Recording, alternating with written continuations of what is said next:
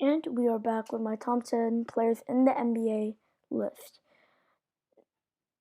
So please consider subscribing and liking the video because I would appreciate that heavily. At number 10, I have Damian Lillard. He shot over 40% for the first time in his career, averaged 30 points per game, was incredible in the bubble. Carried this injured Blazers team to the play-in tournament, won the play-in tournament, won against the Lakers, and the Lakers were just too good for them, so they lost in 5.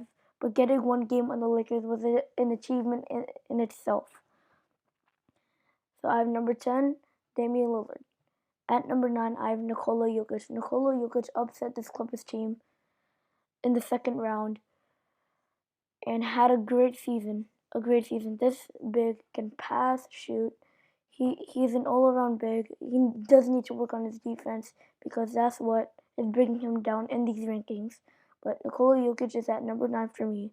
Had a great season this year. Had an MVP caliber season in maybe some other years if you put him in some other years. But at number 9, Nikola Jokic.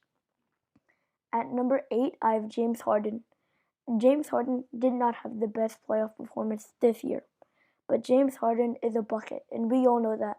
He can give you 33 points per game in his sleep in the regular season, but he does need to start performing in the playoffs. James Harden lost in the second round to the Los Angeles Lakers in 5 games disappointingly. James Harden is still a bucket, and we all know that. James Harden's defense has improved. And number 8, James Harden. At number 7, I have Luka Doncic. Luka Doncic is ahead of James Harden, and I know that might be a hot take for you guys, but he averaged 30 points in the playoffs against the Clippers. And if Kristaps did not get injured, I believe the Mavericks could have won that series against the Clippers, which Kawhi was guarding him, averaged 30 points per game, and Kawhi is an all NBA defender. Luka Doncic had performed amazing in the bubble this season. And number 7, Luka Doncic.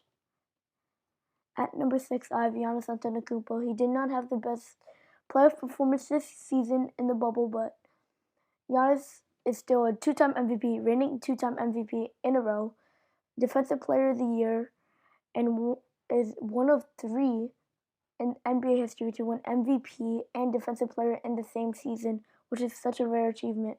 So at number 6, I have Giannis Antetokounmpo. At number 5, I have Anthony Davis. Anthony Davis is better than Giannis, and I know that might be a hot take to you guys, but Anthony Davis proved in these playoffs that he is clutch.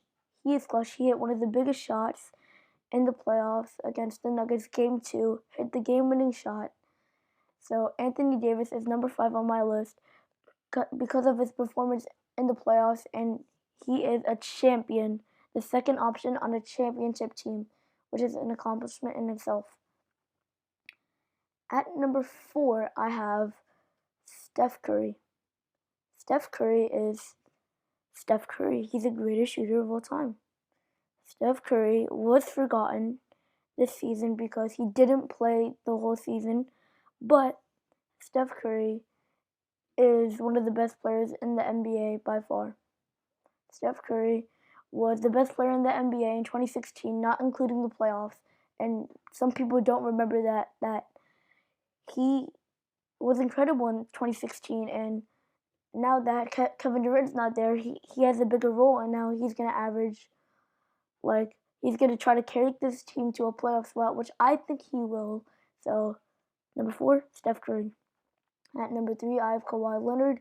Kawhi Leonard did not have the best playoff performance this year, but Kawhi Leonard is a 2-time champion, 2-time Finals MVP, and a Defensive Player of the Year candidate every season, and is a Defensive Player of the Year winner. Kawhi Leonard is just a star, a superstar, I'll put it.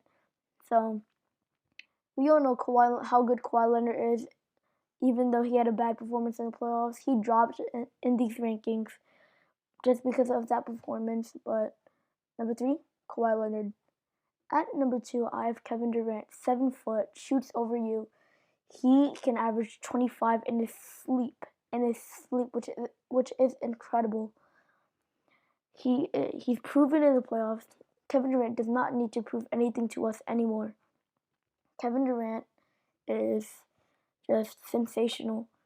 Kevin Durant is an MVP, a 2-time champion, 2-time Finals MVP.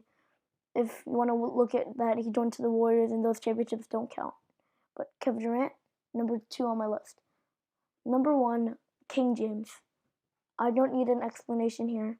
King James is just the best player in the NBA. Hands down.